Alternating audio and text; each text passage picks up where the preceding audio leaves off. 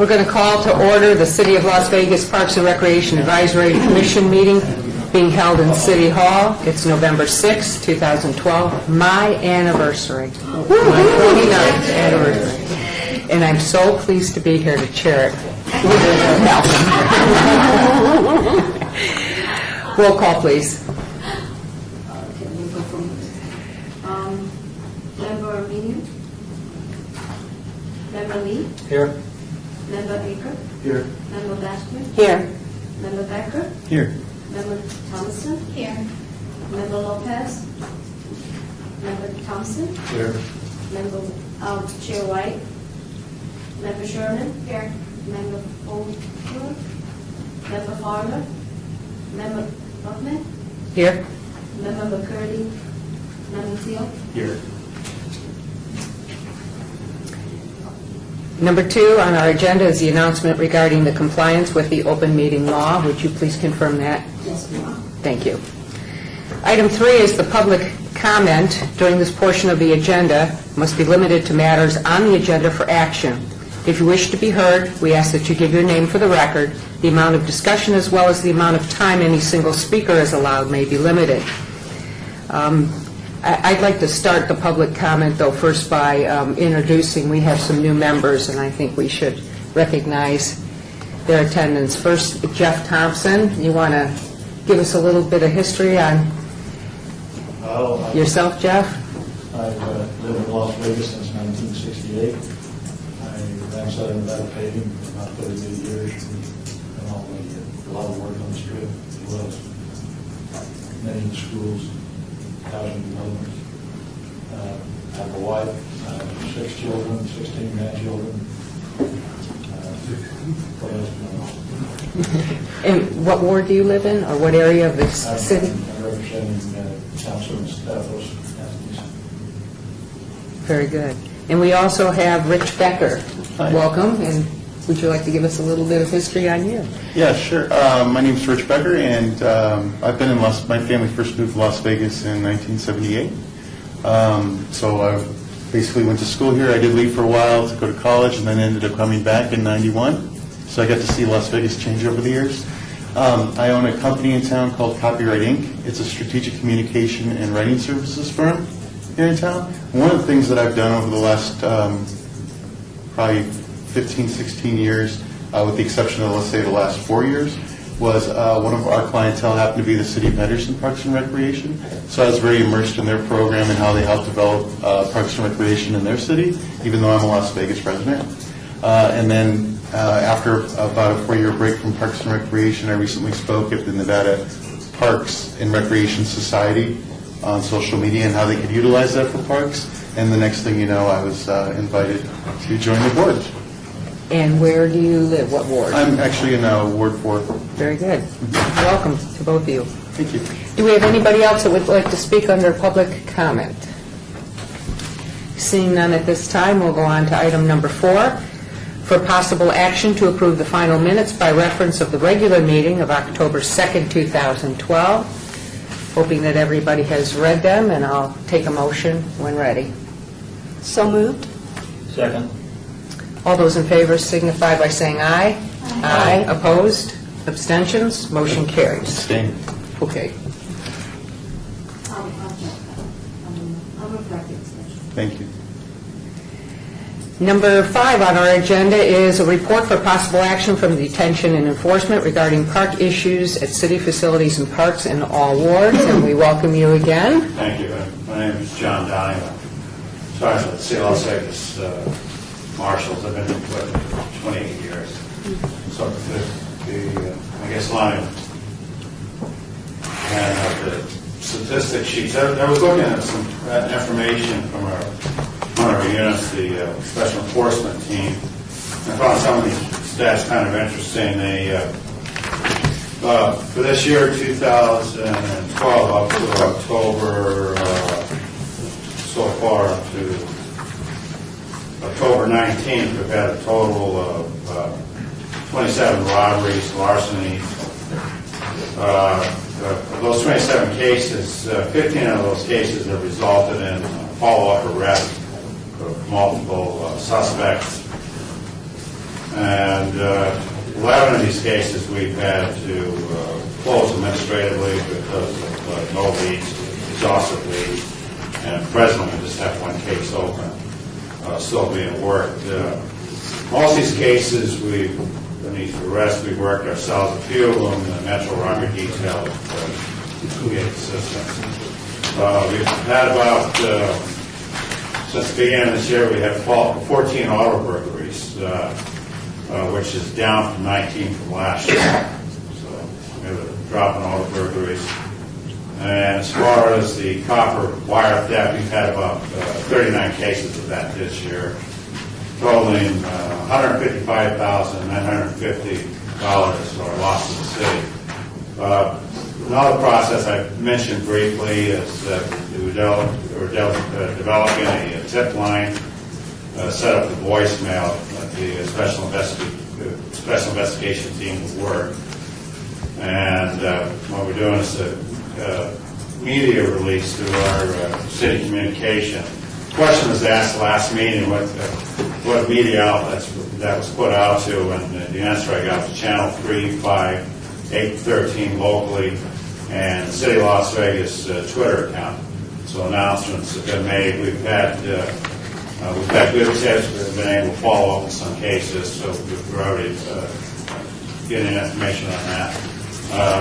TIFO is developing some signage, and they should start putting in. Right now, they're just trying to develop a distribution list of where to put the signage in city parks and facilities.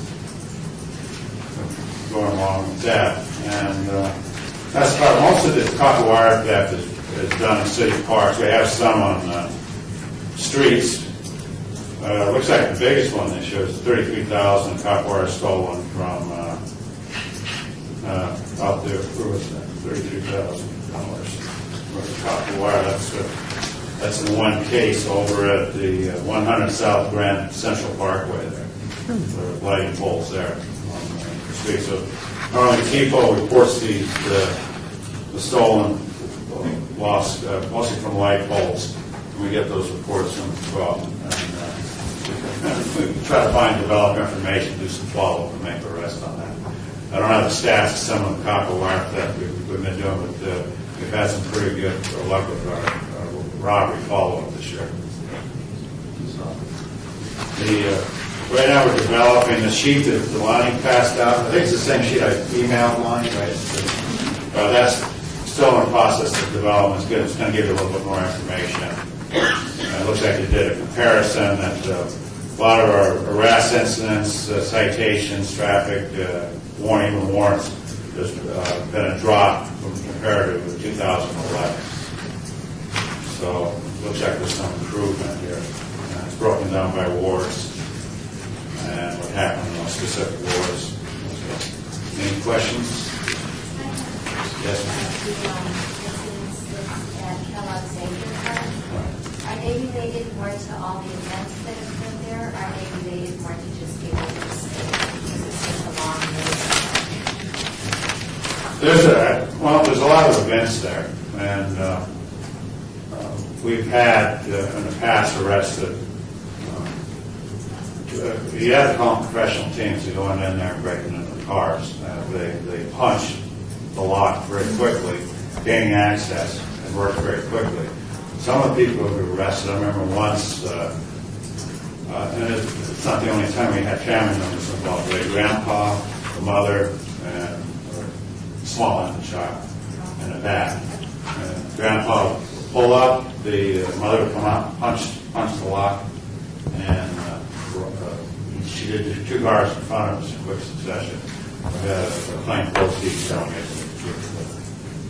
get all three of them. Needless to say, the infant made arrangements for the infant, but the other two went to jail. So a lot of burglary. But I think it's because there is a lot of programming. Betty Wilson's a lot of programming. She was a soccer tournament. I'm going to have to try the best we can to put control in to get as much presence out of this as possible. If there's any other questions, please direct them to the chair. Go ahead. I'm sorry, Bill Teal. Just a question in reference to CFS. Is that calls for service? Yes, cost of service. Thank you. And I noticed, Sergeant, there's only You know, it's one. funny, I had to ask the records clerk, 'cause I spaced it. What's the F stand for? Somebody's going to ask me. They're going to ask. I only saw one DUI, which was really good, and only one sexual assault in our report. Everything else seems to be pretty routine robbery and traffic, Right. that kind of thing. So that's a very good trend, if that is a trend. Yeah, compared to 2011, we're seeing a drop. When I attend the area command meetings with Matt, it seems like there's a downward trend too, compared to 2011, so in all categories. 2011 in particular is very high in all the burglaries. Both events, threat, investment, natural, there's been a drop on that. Very good. Any other questions? We need a motion to accept the report or not? No. Okay, thank you. Thank you very much. Thank you, folks. Good night. Item 6 is report for possible action regarding City of Las Vegas golf courses in all wards. And Lonnie, do you want to introduce who's I here? do. I always screw up Mike's last name because he just told me, so It's Mike McNair. I'm the general manager of Las Vegas Golf Club. We need you to step towards a microphone to pick you up. Thank you. I represent OB Sports Golf Management. They took over at the beginning of the year, January 6th of 2012. The previous management company was Eagle Golf, and since OB Sports has taken over, we've done several improvements to not only the golf facility, but the restaurant area and in the golf course itself. We were actually able to close for 10 days for the first time in 25 years. So I do thank all of you for that, and especially Lonnie. The golf course is in tremendous shape. I have lots of patrons who have played there for the last 50 years and say it could be the best shape it's been in since the golf course opened up. So we really appreciate the support we got to close the facility and really get the maintenance, the opportunity to provide a superior service to the patrons of Las Vegas. Just a few items. We did purchase 7 new TVs, flat screens throughout. 2 of them are on mobile stands, so they can be put out in the patio area, so the patrons can watch TV while they're enjoying time with their folks and with their friends. We purchased a new state-of-the-art range ball dispenser that has pin codes, and so they can enjoy hitting golf balls. Improve the range balls itself. We switched to yellow. A better golf ball that the patrons do enjoy. With OB Sports, we've elevated the inventory levels to excess of $50,000 in merchandise currently on property, so there's plenty of choices for the patrons.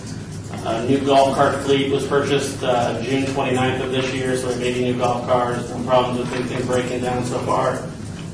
Current rounds are actually behind prior year, trending 3% down. We've done 63,671 rounds through Sunday of this past weekend, 65,523 rounds for prior year during the same time frame.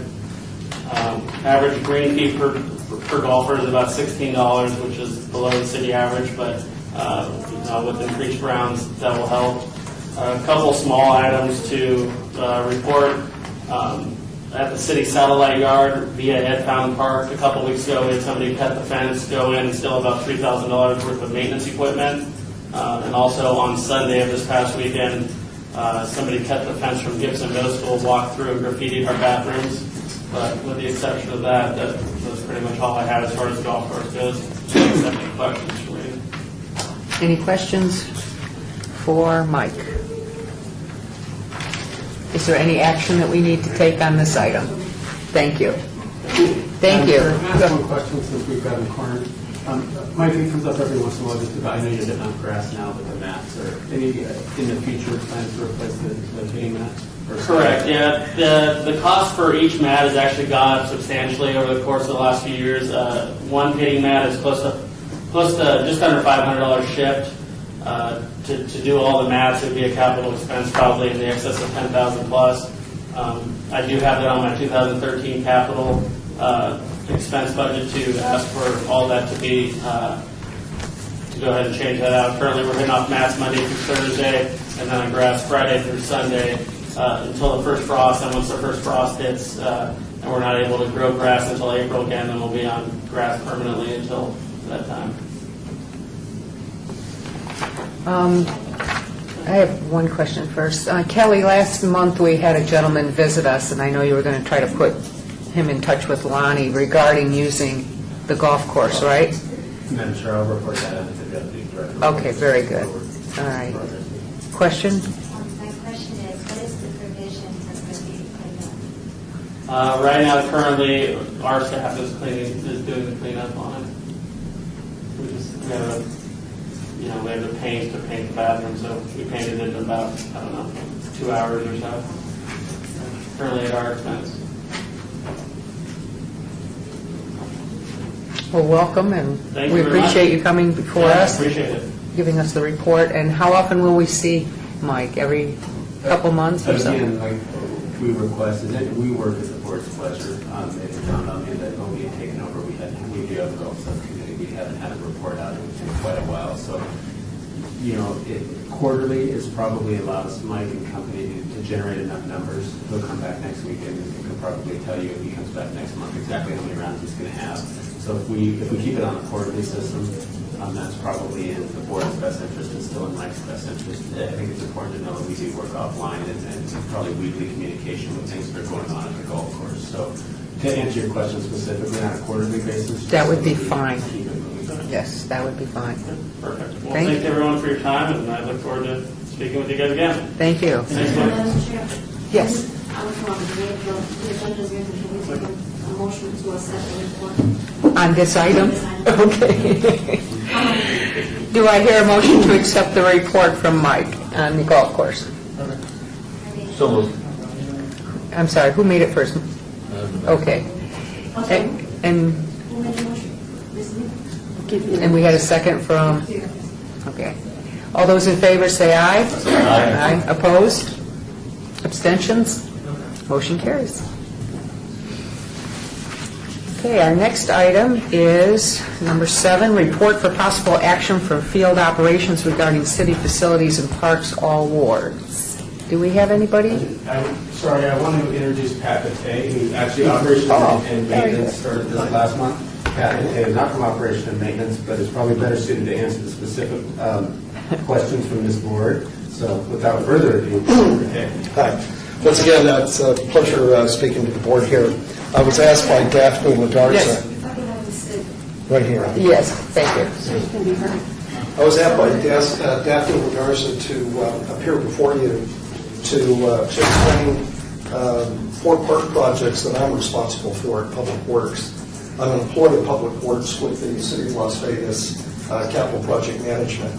And I got some exhibits here, some small ones, if anybody wanted to look at them. But briefly, if you don't mind, and to expedite your time here, I can just give you the key points of each one of our projects. Yes, please. First of all, there are 4 park projects. 3 of them are renovations. One's a new park. 3 of the parks are in Councilman Coffin's ward, and 1 park's in Councilman Barlow's ward. The first park that I'll go over is Hunt Ridge Circle Park, and everybody is probably aware of some of the issues that have occurred at Hunt Ridge Circle Park, but it's a priority of Councilman Coffin to take the existing splash pad that's on the north side of the park and turn it into a playground. So we have some small amount of residential construction tax money that we're going to allocate towards this. The splash pad is going away, and the resilient surfacing that there is in terrible shape. What we're going to do is a 2 to 5 top lot playground structure, a 5 to 12 playground structure, and then if the bid or the budget allows, we're going to put in a 3-bay swing. That was a request by Councilman Coffin. Along with that, there's benches, there's going to be a small raised planter if somebody in the Hunt Ridge Home Association wanted maybe a community planter. So there's a small area for that, and also a small drinking fountain.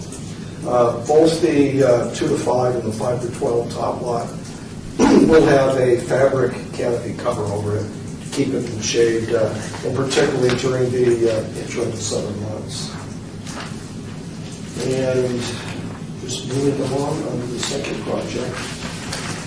The second one is Stupak Park, and I don't know if all of you are familiar with the location of the Stupak Community Center in Boston. But when we built this Stupak Community Center, we took that park site to put the center, and where the center originally was across the street is now going to become a park. So it's not a very large site, it's only about 0.7 of an acre, it's not even an acre. There's no on-site parking, but what we will have there, for anybody that wants to look at it, is on the north end of the site is just a small artificial turf, really suited for indoor soccer. And it won't be a program park, but it will be a park there that it is lighted, that kids can maybe practice on for drills, like teams could use it, but it's not a full-size soccer field by any means. In fact, the size of it is kind of deceiving. It's more like the size of a basketball court. Along with that, of course, there's going to be a tot lot, a 2 to 5 and a 5 to 12, and also a swing. That was something that Councilman Coffin wanted, as well as just a small splash pad, water play features. All of them are in-ground, and 4 small picnic ramadas. And first of all, on the timing, I'm jumping around a little bit. The timing on Stupak Park, we expect to probably break ground on that first quarter of next year, and probably have it complete by late 2013. On Huntridge Circle Park, that will be ready by the time summer comes, and that's a request of Councilman Coffin to have the playground at Huntridge ready by June 1st. Doolittle Park is the next one, and that's in Councilman Barlow's ward. And what we're doing there is we're taking out there's an existing ball field on the west side. I don't know if everybody can see it, but there's a ball field right here. We're going to take that ball field out and turn the entire area into a passive picnic area with just turf and a large picnic ramada and a small picnic ramada. We're going to take and relocate the 2 to 5 tot lot, which is near the existing ball fields here, and we get like balls flying over it and that. We're going to strategically locate it in the southwest corner of the park, along with a new 5 to 12 tot lot there, which it's a lot better location. There's parking close by. You're not getting the interference of baseballs and that. And as requested by Councilman Coffin, Councilman Barlow, he wants a small splash pad in that program also. So basically just a large, that's about 4 acres of passive turf area, a walking track. We're going to maintain that. We're going to improve it, as well as 2 ramadas, tot lot, and a splash pad. That's scheduled to start in March and probably finish in about 9 months, so it'll be probably ready by early 2014. Member Sherman? Grassy. Member Sherman, I need to recognize you. Please direct your questions to the chair. Thank you. Go ahead. What was that passive green area? What was there before? It was a baseball diamond. A baseball diamond? So we're still keeping 2 baseball diamonds. One of the baseball diamonds is going away, and it's just going to be an area that you can have some activities there. It's really sized to fit a small soccer field or some football, but it's just pretty much a level turf area that we're going to have there with people. And last but not least, J.C. Park. I don't know if all you're familiar with J.C. Park. It's St. Louis and Eastern, right just north of Sahara on Eastern. There was some improvements done there a couple of years ago. That was phase 1. Phase 2, what we're going to do is put a skate park in the northeast corner, as well as fabric covers over the bocce courts, horseshoes, and shuffleboard areas. Now, as well as, if the budget allows, what we're going to do is look at the lighting at this park. Currently, it has old technology halide lights. We're looking at LED lights that are on motion sensors that can dim, and if somebody's in the park after hours, they'll come on. And by going dimming to a third, you're still getting the required light levels, but you're using a third less electricity. So that's on the boards right now. We've got some cost estimates coming in. We're probably going to expect to start this project sometime late May, early June, and finish it at least by February of 2014. Questions? Madam Chair? Yes. Thank you. Pat, on Stupak, and where they're going to build the new park right there, what's going to happen to the art projects and the murals that are on the walls in the park area? Yeah, there was some murals there. The walls, we're going to have to structurally take care of those. They're cracked really bad. And some of that work is probably what we're looking at. We're going to have to probably take and repair those walls. We're going to keep as much of them that we can, but some of them are going to have to be taken down. They're just not structurally safe. We've worked really hard with the adjacent neighbors in order to do that. But after the new wall is raised up, it's going to be raised up a couple of feet. We're going to have, as requested by the two adjacent property owners there, they want an 8-foot-high wall between their property and the park. So we've got to do some structural reinforcing to it in order to get that. After it's done, then we can look at contacting community and the arts with Nancy Gear and get some murals back out there again, okay? Yeah. Other questions for Pat? Mike? That exercise area, is that still staying there? The exercise area, yes, it is. We're going to still keep that. That's very important. That is going to stay there. The horseshoe pits and the exercise area is going to be. So it's not going to get that. 8,000 Yeah, correct. Any other questions? Any comments from staff? Do we need to accept this report? May I have a motion? I'll make a motion. Second. And we have a second. All those in favor say aye. Aye. Opposed? Abstentions? And the motion carries, and we thank you very much for your presentation. Thank you. That's four exciting projects. Yeah, and appreciate the period before you, and best of luck. Thank you. Next on our agenda, number 8, is report for possible action regarding neighborhood outreach in all wards. We'll have you introduce. Rob Levin from Parks, Recreation, Neighborhood Services, probably coming up soon. Thank you, Pat. Am I okay here?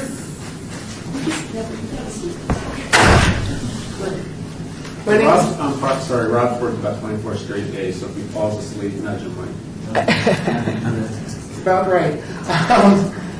My name is Robert Brandt. I'm a neighborhood outreach specialist. I'm one of the 3 neighborhood outreach specialists currently in the department, and we each have geographic areas we're assigned to.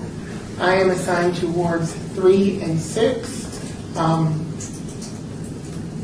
And basically, neighborhood outreach is divided into 4 aspects of what we do. Those aspects are analysis, community outreach and engagement, community problem solving, and volunteer coordination. Much of what we do is through our neighborhood engagement program with registered neighborhoods, where we go out and register neighborhoods. We either organize and we try and get away from the word association because they're associated with HOAs, and we want to focus on just creating a forum for residents of the neighborhoods to get together, businesses, residents, homeowners, tenants, nonprofits, whoever comprises a particular neighborhood. We create a forum for them to bring their neighborhoods up and address issues. We do a lot of technical assistance. For example, we'll have code issues that come in as part of our problem solving, where we'll work closely with code enforcement as we see trends in specific neighborhoods. For example, one neighborhood I'm working with seems the residents feel there's a lot of auto repair that seems to be disproportionate to what could be going on for people just taking care of their own vehicles. So we're working closely with code enforcement, with the DMV, and with Metro to make sure that there's no funny business going on in those neighborhoods. And our role is kind of the ones to make sure that the right people are talking to the right other people to get the problems addressed. I mentioned with the analysis, we do that in a few different ways. Some of it's quantitative, some of it's qualitative. We produce maps in conjunction with our IT department that show the different trends in the neighborhoods. We call those our neighborhood indicator maps, where we'll look at crime statistics, graffiti calls, and then property maintenance calls for service from both our code enforcement and rapid response teams. There's specific categories, it's not all crime, it's specific categories of crime, specific categories of property maintenance, and as well as graffiti. And we compare relative to the city's baselines where we see those hot spots, to direct resources to those communities. The other thing we use for that, in addition to the calls for service, sometimes that just means that things are being reported. We know there are other areas where things aren't reported, or we'll get calls that aren't reflected in the numbers. So we do what we call a windshield survey, where we drive the neighborhoods and we take notes and we reflect on the conditions of the neighborhood. Someone was out in Mr. Akers' neighborhood after their recent flooding to see how things were going over there. And we try and make sure that we try to stay ahead of the game. Now, the other thing is the city can only do so much. The idea of registering neighborhoods, and we do that, like I said, the neighborhoods where we go out and organize. We also do that with businesses. We'll register existing HOAs. We don't create HOAs. The state doesn't allow us to do that, nor would we want to. But we register HOAs, apartment communities, and in some cases, we'll register a neighborhood watch group or a PTA if that's the logical representation for a particular neighborhood. When we do that, we engage them to try and find ways that they can improve the neighborhood. We do that through neighborhood grants. Our Neighborhood Partners Fund grant offers up to $5,000 for a community beautification program, a community engagement program, such as block parties, such as communication. One community did a series of public safety workshops where they brought in representatives from fire, representatives from Metro, representatives from the Rape Crisis Center, and on a quarterly basis educated their residents on different safety issues that were prevalent in their community. We offer a $1,000 youth program where youth could come in and create a program. They could do a project in their neighborhood, they could do a project in a park, they could do a project, for example, a group of students at Innovations International Charter School made blankets for people in homeless shelters. A group at Arborview High School made bracelets to raise awareness about bullying.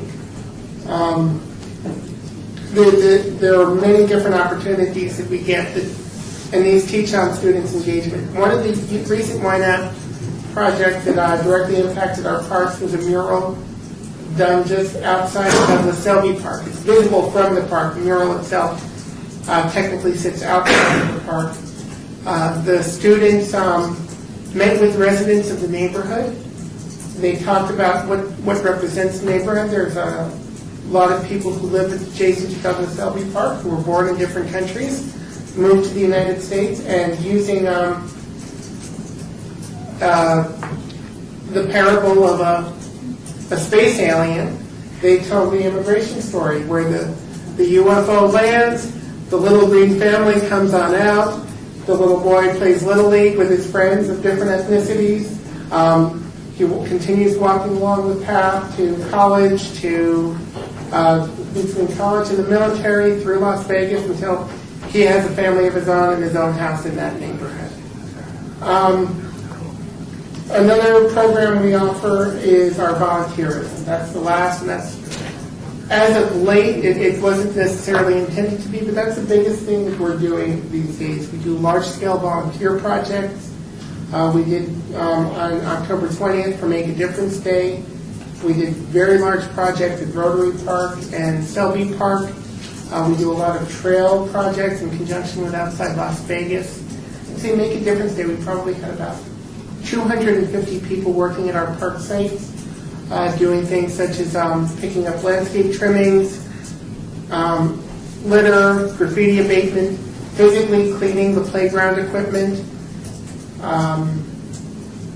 painting red curbs and fire hydrants in the area surrounding the parks, quite a bit. We have 60,000 hydrants in the city, so most of those that are painted, when they're painted, are painted by volunteers. It's a big chunk. You wouldn't know, but a fresh coat of paint on the hydrants really dresses up a neighborhood. It's noticed by people, and it has a trickling effect where people will clean up their yards after the hydrants are painted on their block. It's a fun thing to watch. But we are always looking for opportunities, not just in the neighborhoods, but in the parks and trails, to create these projects and engage the community. Any questions for this presenter? Mr. Lee? In the course of your 4 points of your program, there any significant difference between participation from gated communities and HOAs versus the non-gated? That's an interesting question. The participation between the non-gated and the gated, I haven't quantified it. I don't know if we get more or less, but it's very different issues. The gated communities tend to focus on specific crime issues. Because they're gated, they don't have the same controls that some of our non-gated communities get with regard to Metro just driving through. Metro has to be called into a gated community. So we do a lot more neighborhood watch engagement with the gated communities. A lot of gated communities also have private parks, so many of them will apply for our Neighborhood Partners Fund grant specifically to do upgrades to their private parks, as well as to do upgrades to security systems at their gates. So we do a lot of grants for additional lighting or additional surveillance cameras at the gates of those communities.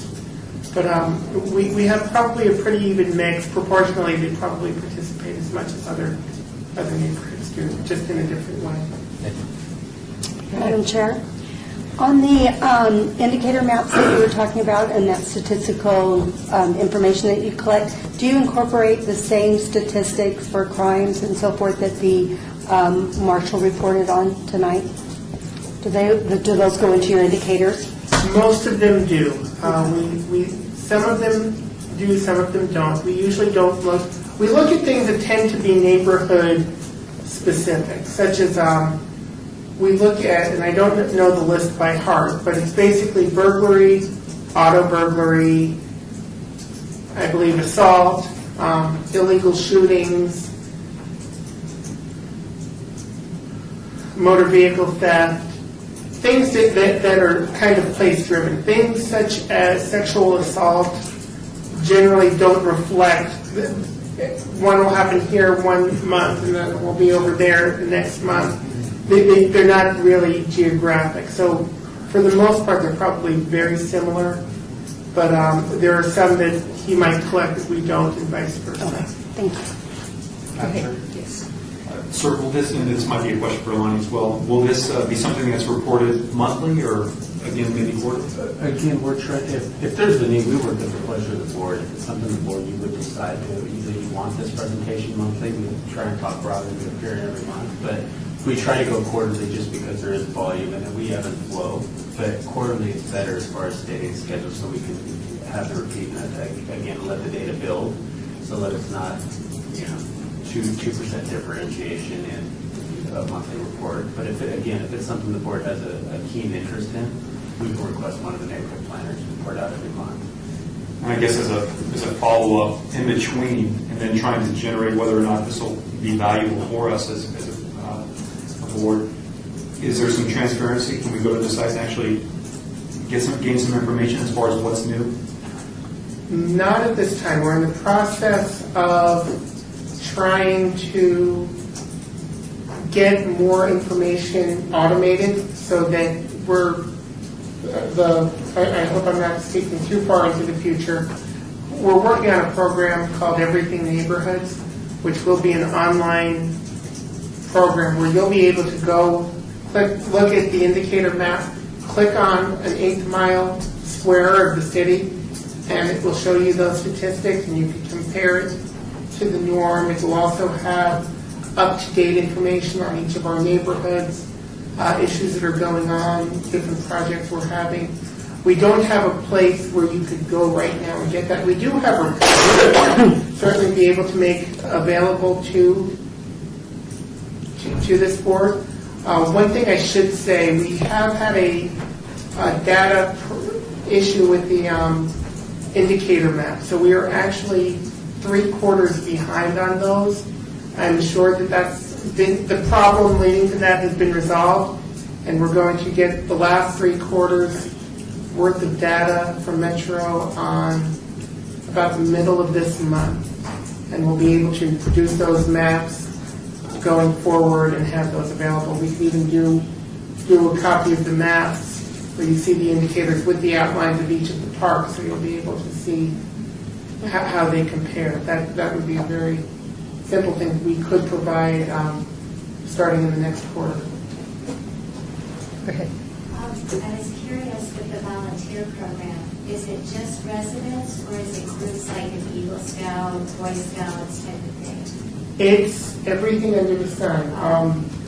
We would love for it to be mostly residents, and we're a long way off from that. But one of the things I love about this job is I get to see the best of Las Vegas, because every day my phone is ringing, and every phone call I get is somebody who wants to make the community a little better. So I get to see a different side of the city than most. Our service projects, we do projects with school groups, with scout groups. I have an Eagle Scout project coming up the middle of next month. It's going to BLM land cleanup and some BLM tracks that are now surrounded by subdivisions that were never built out. We have for example, when we had the cleanup at Selby Park, the largest group we have about 100 people there. The largest representation were employees of Wells Fargo Bank. The next largest was the other groups that participated. We had the Youth Council from the East Las Vegas Community Center. We had a group of students from West Prep. We had a meetup group called, I can't remember the name of the specific meetup group, but they were out there. NV Energy had several employees who came out, and Valley High School.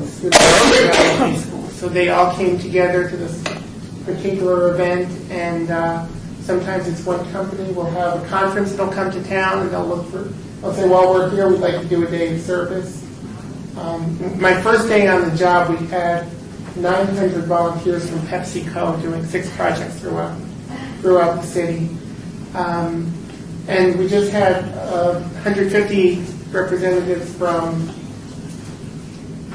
the McDonald's franchises who cleaned up Rafael Rivera Park about a month ago. Any other questions? Go Go ahead. Just one last one before you leave. Do you have any business for us? Yes, I do. Yes, I do. I will. Is it appropriate for me to distribute these, or should I just leave them somewhere? Okay.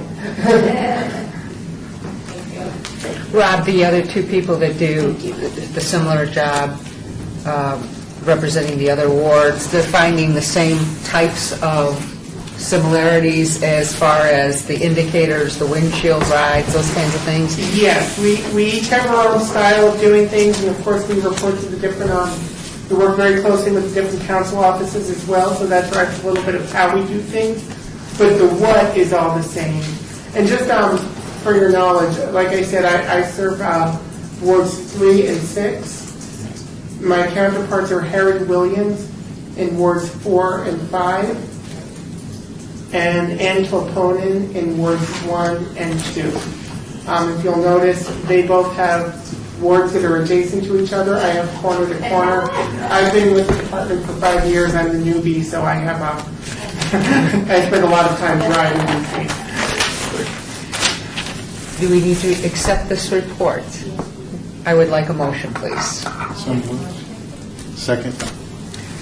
All those in favor say aye. Aye. Opposed? Abstaining? So the motion carries, and we thank you very much. Our next item is 9, report from Deputy Director regarding the administrative issues in all wards. Lonnie? I wanted to follow up, Madam Chair, in your question, and what I prefer regarding the appearance last month by Thursday Golf folks, and then they had a subsequent email to our council and our city manager pitching the same idea. We're in the process of doing the due diligence. The challenge we have is that our golf courses are maintained by third parties, as Mike was here from Moby Sports. We also have the Walters Group and the group at Durango Hills.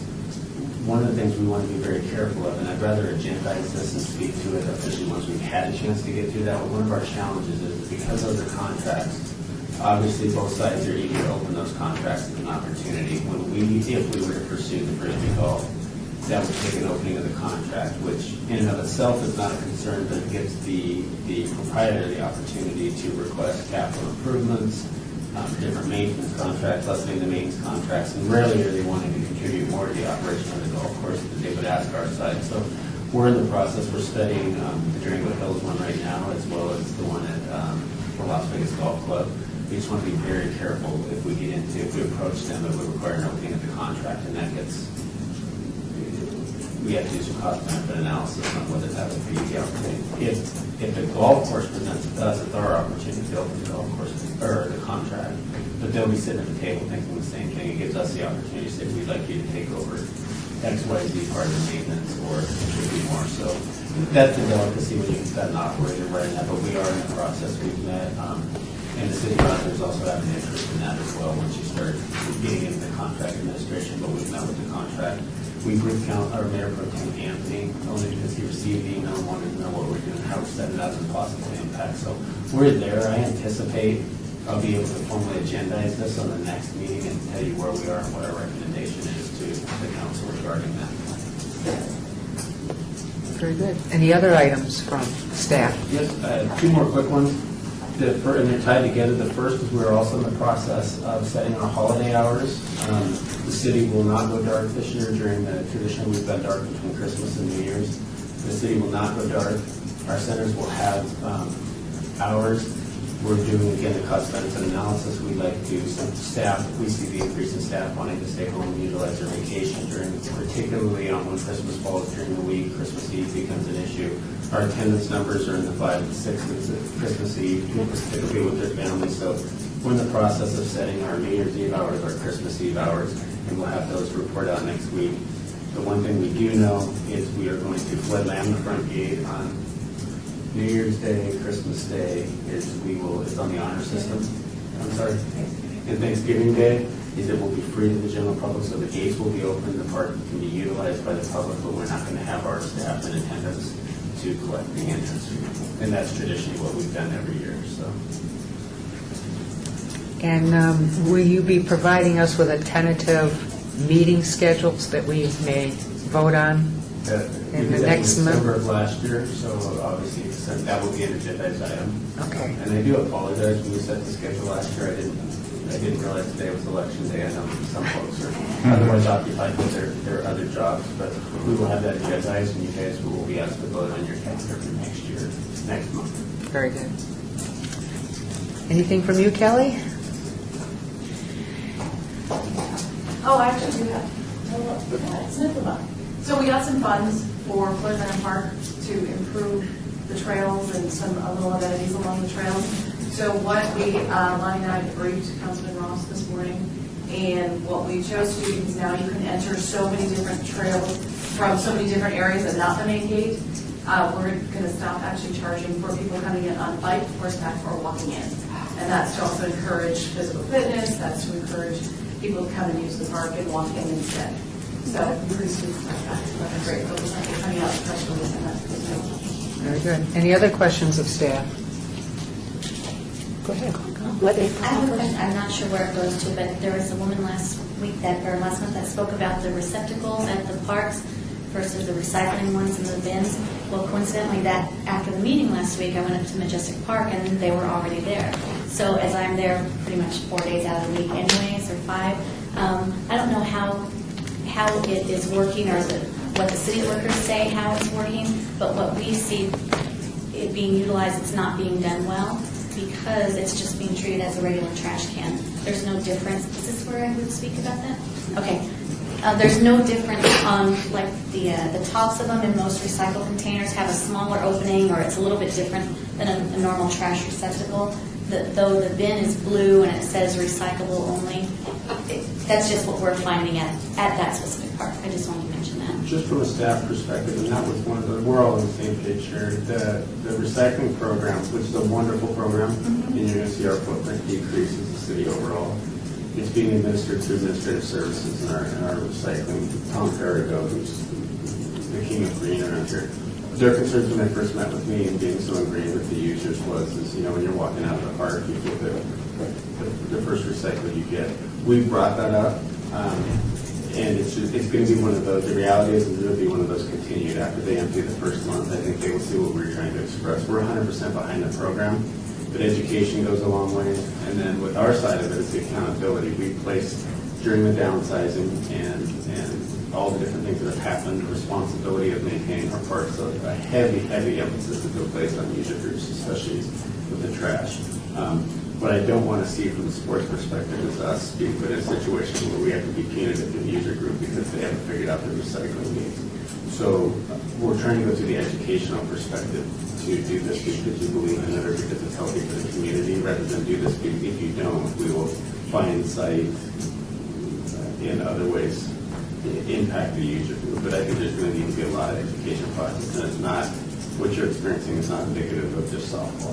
It's all over. It's okay. I didn't know how many parks it was being tried at. At our sports complex, and I don't have the numbers in front of me, but obviously the major user group, KZ, Majestic, and Teddy Wilson are significant sports parks that generate 300-400 cars a day in and out of on the hour. So that's where it's being done at right now. But it's really through the education of the user group and how important it is to move forward. That's going to be a continued challenge for a while. People get used to it. We have some time on the board of our softball league as well. I mean, we've sent out emails to our coaches that they're to forward to the parents that this is new at Majestic. Please be aware. Use the recycle bins. So we're getting it out there, but it'll be a slow process. When it's changed, I mean, the reality is, and also the reality of all the change that we've had to our different policies and procedures for field allocation, and we've put a lot of change, and I'm probably the last one to defend our user groups. But we've required a lot of change and a lot of responsibility shift onto them, and this is one more. It's a positive thing, but it's one more thing for them to adjust to. We don't have to take any action on this report. Got one right. Item 10 is citizens' participation. Again, public comment during this portion of the agenda must be limited to matters within the jurisdiction of the commission. No subject may be acted upon by the commission unless that subject is on the agenda and scheduled for action. If you wish to be heard, please give your name for the record. The amount of discussion on any single subject, as well as the amount of time any single speaker is allowed, may be limited. Do we have anybody that would like to speak under public participation?